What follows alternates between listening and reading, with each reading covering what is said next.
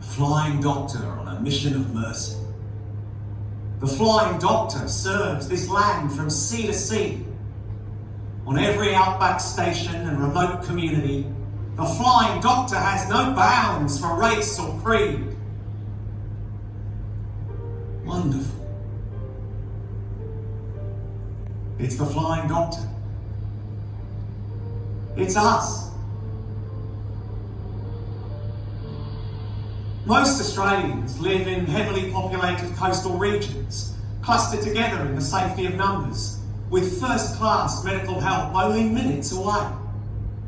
But for the people of the outback, it can sometimes take hours, even days, to get treatment for themselves and their families. On the 19th of April, 1916, I penned a letter to the then Prime Minister, the Honourable William Hughes. I'll read you that letter.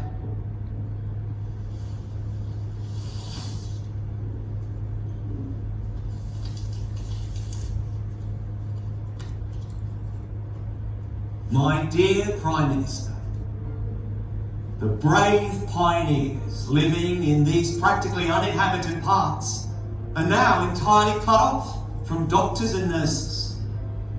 None but the men, women and children who live in the Never Never can appreciate the great benefit and boon an aerial medical service will bring to them. The people of the Never Never and the people who help keep the big commercial centres together and those who live in the big cities and towns of Australia must realise what these men out back have done and are doing. I remain yours sincerely, John Flynn. This letter is on display in the museum. The Flying Doctor service began as a dream of mine, as I had witnessed the daily struggle of pioneers living in remote areas where just 2 doctors provided the only medical care for an area of almost 2 million square kilometres.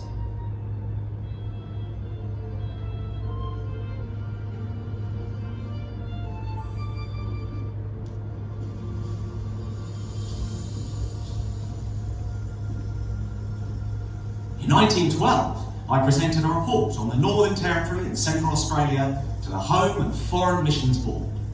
From this report came the Australian Inland Mission to minister to the spiritual, social and medical needs of people in the outback. We started travelling by camel for weeks on end through the harsh outback of this vast country before obtaining a trusty motor vehicle. Loaded with supplies of all kinds, we would visit the people of the outback. In 1917, I received an inspirational letter from 2nd Lieutenant John Clifford Peel, a Victorian medical student with an interest in aviation. The young airman and war hero suggested the use of aviation to bring medical help to the outback. Shot down in France, he died at just 24 years of age and never knew that his letter became a blueprint for the creation of the Flying Doctor service. This material was published in the Church's magazine, the start of me turning my considerable fundraising talents to the task of establishing a flying medical service. The full correspondence can be viewed in the museum. For the next 10 years, I campaigned for an aerial medical service. My vision was to provide a mantle of safety for the people of the bush, and this vision became a reality when my longtime supporter, H.V. Mackay, left a large bequest for an aerial experiment which enabled me to get the Flying Doctor service airborne. In 1927, the Australian Inland Mission Aerial Medical Service and Qantas signed an agreement to operate an aerial ambulance from Cloncurry, Queensland. When Arthur Affleck took off from Cloncurry on 17 May 1928, he was flying a single-engine timber and fabric biplane named Victory, leased from Qantas for 2 shillings per mile flown, with the federal government paying half the cost of maintaining the aeroplane and the other half funded by donations.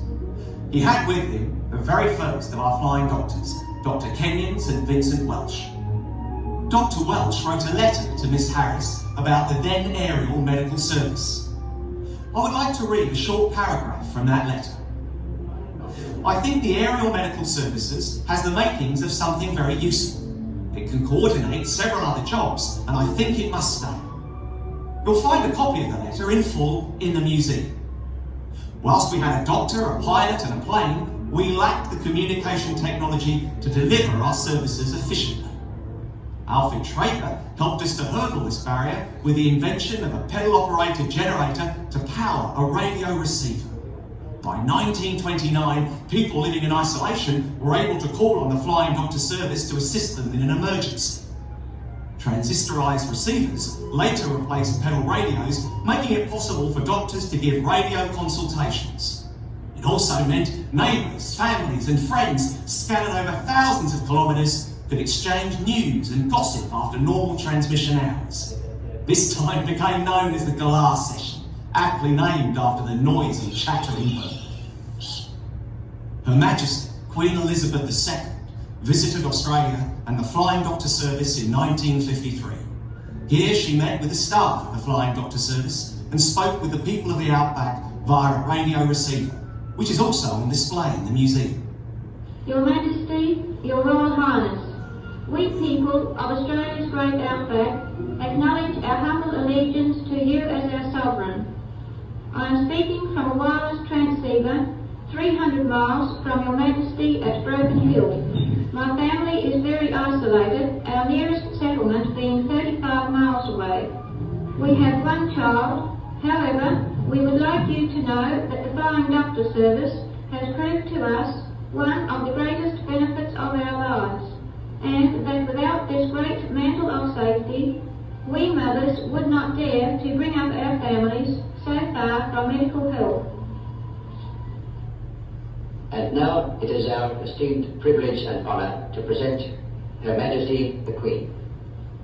My husband and I send to you who are listening, and indeed to all who live and work in the great outback of Australia, our sincere thanks for the kind words that have just been spoken on your behalf. Now that I have met some of you and seen from the air something of the immense and challenging country in which you live, I am especially glad to be able to speak to you from the Flying Doctor base, for I have heard so much of the work of the Flying Doctor Service, and of the security and comfort it brings to every part of the outback. I would like to take this opportunity of paying my tribute to its founder, the late Reverend John Flynn, and of expressing my admiration to all those past and present who have contributed to its splendid work. I send you all my best wishes for your health and happiness.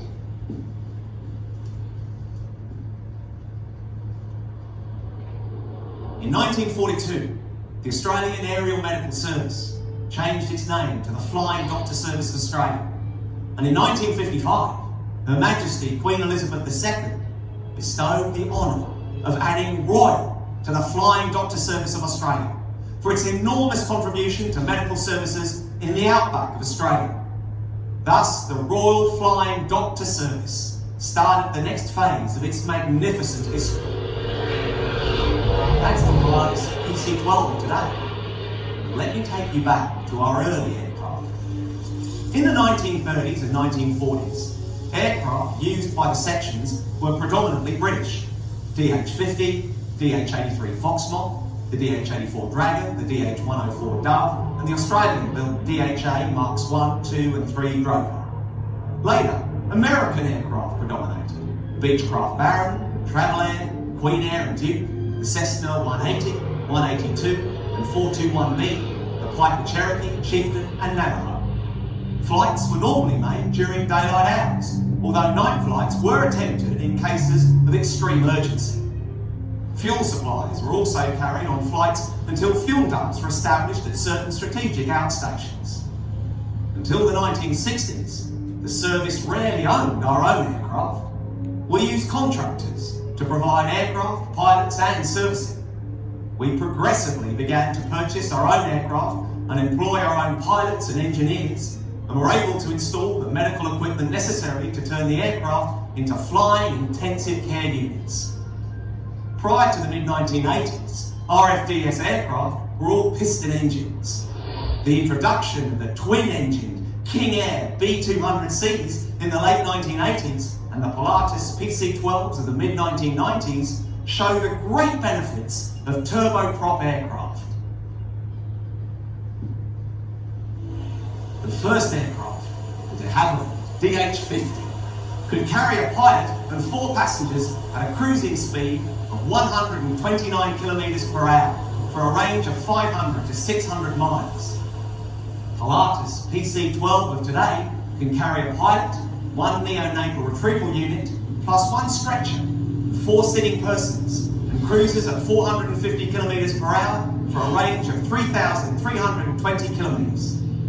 Today, the RFDS flies more than 25 million kilometres to provide the finest care to more than 275,000 Australians. That's 1 person every 2 minutes.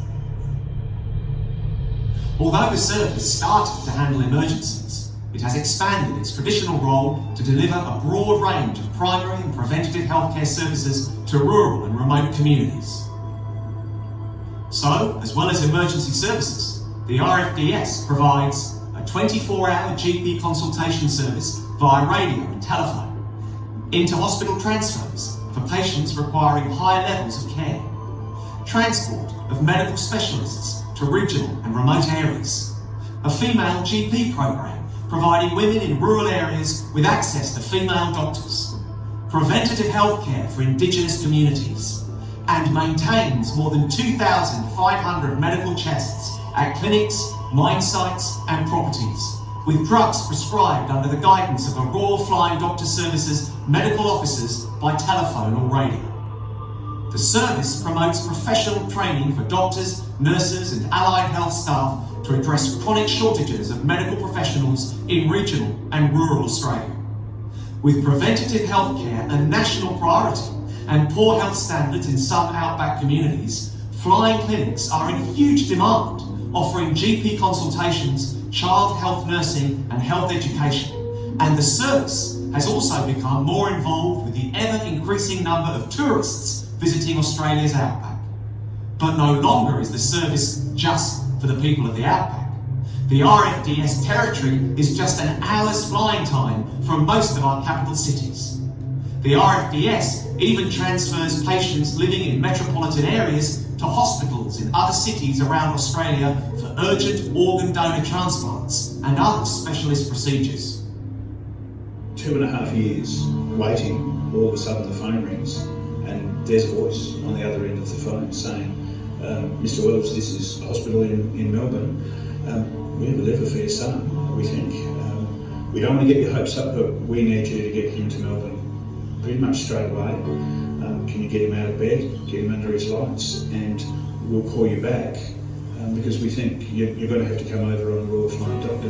I was sleeping one night, I got to bed really late, as I normally do on holidays, and Dad just yelled at me saying, get up, get in the lights, and I'm like, why?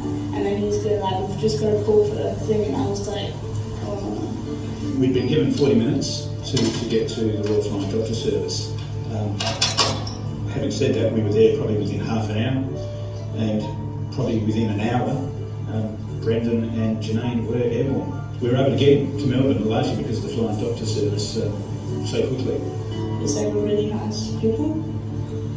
And yeah. And then we landed into Melbourne and I was at the front of the plane. I got to watch while it was raining and cloudy and there was this giant cloud in front. I've never been in a cockpit before. It's really cool. Like, all these controls glowing up in front view of the plane. It's cool. We just give thanks all the time. RFDS, Wharf Flying Doctor, getting us there. Had we not got there with them, the operation might not have gone ahead, we might still be waiting.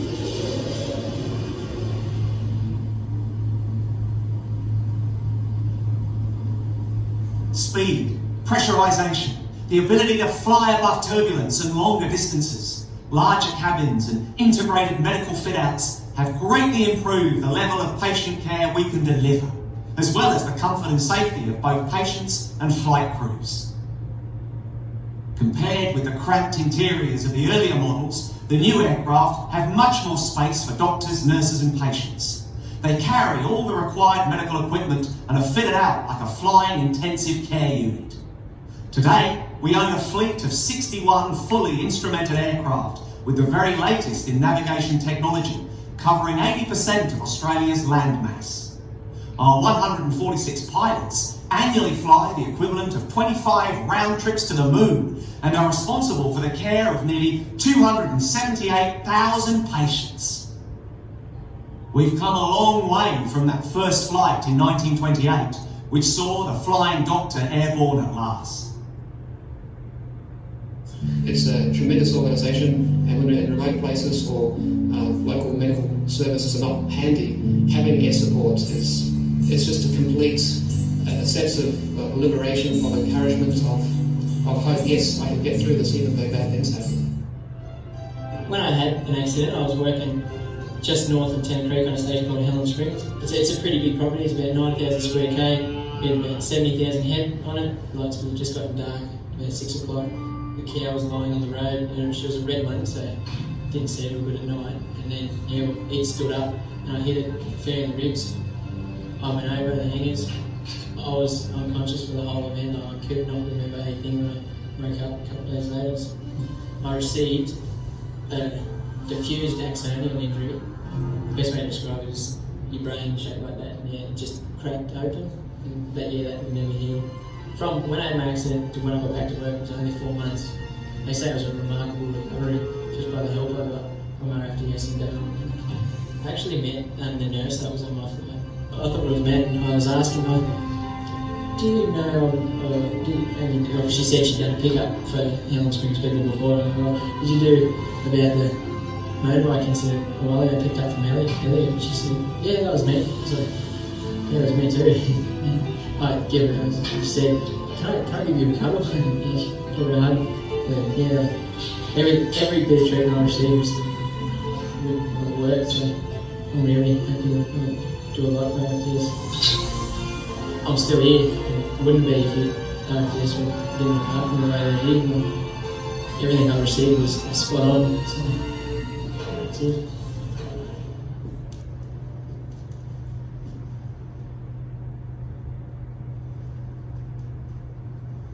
The inland is a vast region where hundreds of thousands of people live, work, and now more than ever, travel.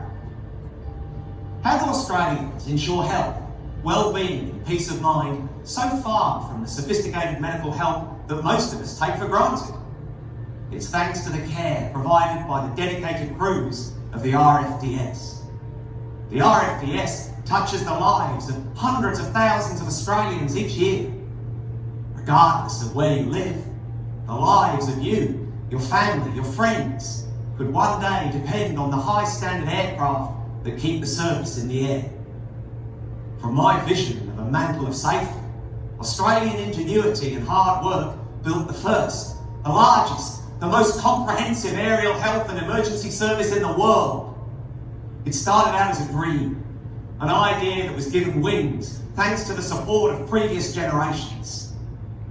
The Royal Flying Doctor Service depends heavily on your generosity to continue its essential work.